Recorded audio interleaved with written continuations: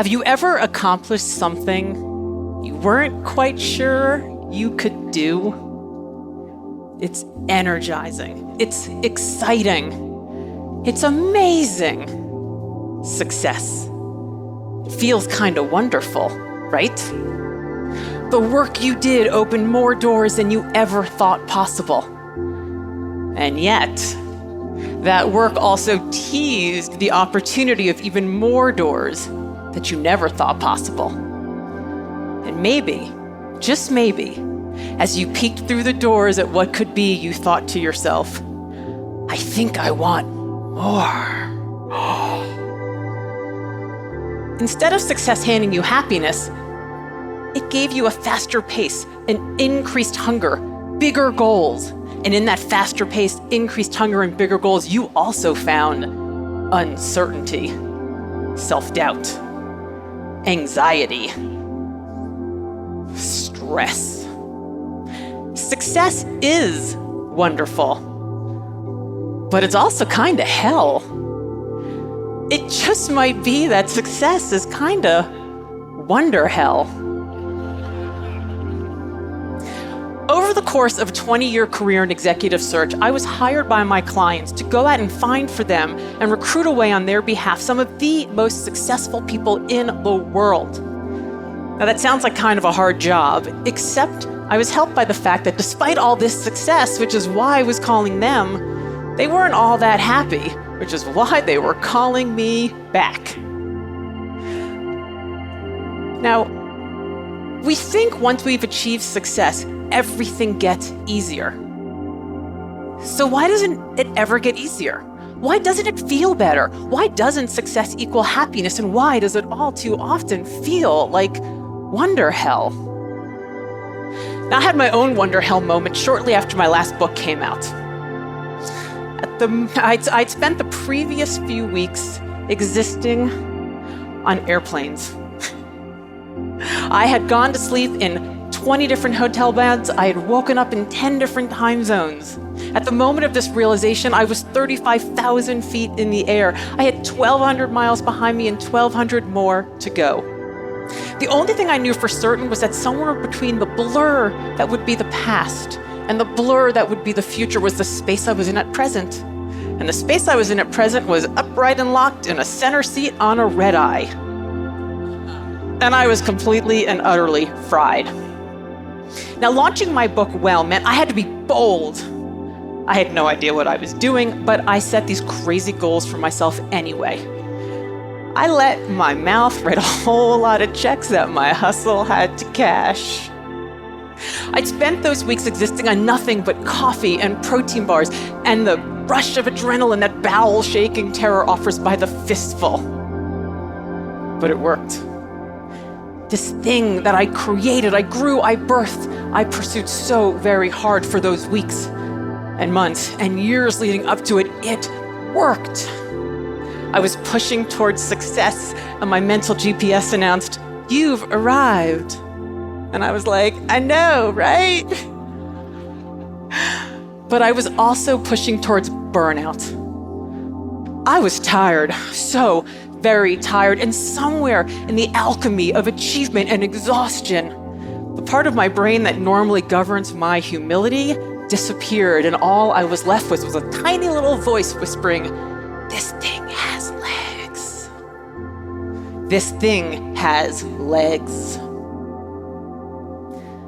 Now, you might recognize this moment as the moment that the burden of potential walks into your psyche, unpacks its backpack, and asks, "Hey, what you got for me, huh?" The burden of your potential plunks its weight on your shoulders and demands that you carry it around with you at all times. It's your wonder hell. And it starts the moment that you realize that your idea has promise, that it can be bigger, that you were meant for more. Ego has entered the chat.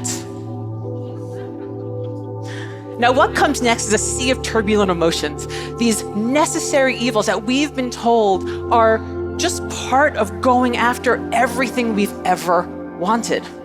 And we think we need to just struggle through and get by all the time, wrestling with this never-ending flip-flopping dialogue. I can handle this. Oh, I can't handle this. We think of success as a final destination, but it's not. We think once we've achieved it, we've arrived.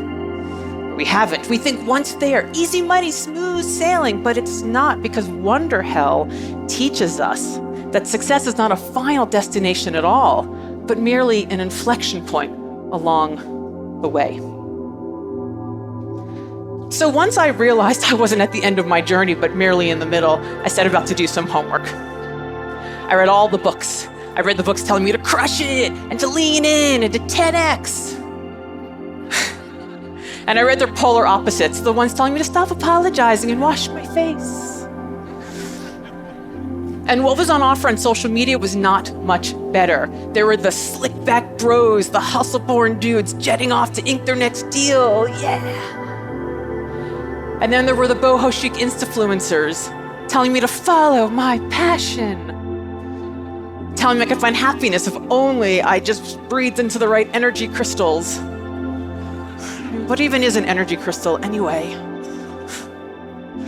Neither of these worked for me, and I'm guessing neither of these work for you either.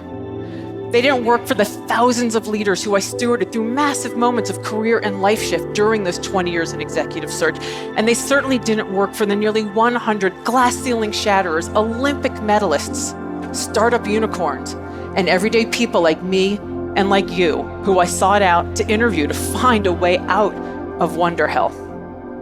Each one of them told me how they did things they never thought possible.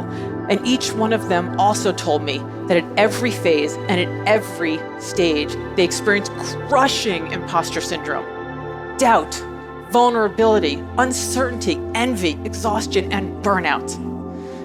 But each one of them made it to the other side and the better for it. So, how'd they do it? 3 ways. First, they came to terms with their ambition. Do you know why internal candidates always leave if they don't get the job? It's because the very process of interviewing for that bigger job means that they literally had to, even just for a moment, answer questions in that role, speak in the voice of that role, wear the clothes of that role. And once they saw part of themselves in this new way, they couldn't unsee themselves in this new way. And just like these internal candidates, you can't unsee this new you either. Each time we envision success, even before we achieve it, we see a version of ourselves that we never thought real, a potential we never thought possible, a promise of everything we can be and all that we can embody. There is the you before this realization, and then there's the you after. Second, the mixed emotions surrounding this realization, the good, the bad, and the ugly, they aren't limitations, but invitations. For each of the people I spoke to who had a track record of thriving in Wonder Hell, they understood that these uncomfortable feelings weren't just part of the process, they were actually incredibly helpful allies. So they were able to stop, reflect on these emotions, listen to these emotions, renegotiate their relationship with these emotions. Because we think about these chaotic reactions as slings and arrows to be absorbed and silenced and pushed down and muscled through, but that's a lie. And that lie is stopping us from capitalizing on our Wonder Hell. Because Wonder Hell is the excitement and the fear. It's the joy and the uncertainty. It's the possibility and the chaos. And it is the promise and the potential that you feel when you see this new you and you realize the only one who gets to choose which you become is, well, you. And that means changing the voice inside your head warning, you haven't done this before, and warning you to run away from your potential into a cheerleader, yelling, you haven't done this before, and encouraging you to run towards it. Wonder Hell is the sign that you are on the right track to new opportunity and new growth. And third, Wonder Hell loves itself a repeat visitor. We think that things will settle down after. It'll get easier when all we need to do is just get through this one stomach churning, butt clenching fight or flight moment as if it is a single, one-time, temporary hurdle. But for everyone I spoke to, what was on the other side of this Wonder Hell was the next one, and the next one, and if they were lucky, the next one after that. Our journeys are a series of successes, punctuated by lessons and losses in life. It's an ongoing cycle. There isn't one big finish line. There are a million different little ones. So listen, I'm not telling you to suck it up, and I'm not telling you to get hard. What I am telling you is that to define success as a finite destination would mean that you're accepting that there's only a finite limit to your growth. And all that does is steal away all the wonder and leave us only in the hell. So, what if we redefine success not as an endpoint, but as a waypoint, and allowed ourselves to sit in that deep, deep discomfort that is the only path to growth? What if we saw success not as a final destination, but as a portal, one that expanded our understanding of what is possible? What if we stopped dreading Wonder Hell and bracing to survive it, and instead learned to look forward to it, to plan for it, to learn from it, to grow from it, and thrive in it instead? What if Wonder Hell wasn't our breakdown, but our breakthrough? Because Wonder Hell invites us to dive into that discomfort. Wonder Hell compels us to expand our boundaries. Wonder Hell urges us to embrace our newfound potential. So what will you do with the gift that is the burden of your potential? What will you do next time you find yourself in Wonder Hell? Thank you.